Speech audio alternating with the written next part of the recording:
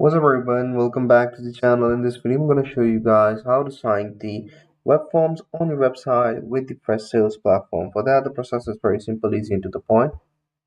Make sure you follow the link to be redirected to the dashboard. Once you're logged in, go to the left hand side. You will see admin settings, click on that and you will be redirected to this page. Go to the leads, contacts and accounts.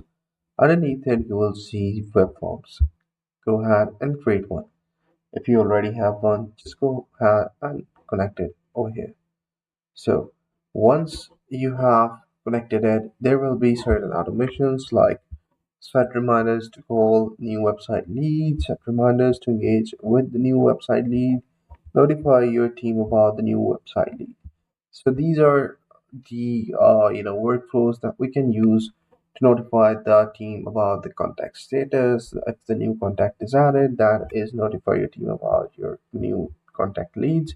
So these are the things that you guys can use. Otherwise, if you want to guys use it for a broader purpose, you can go to the workflow template pages and select the template that you like the most. But for the signing of the web forms, you better choose the classic one, which is notify your team about the new website leads.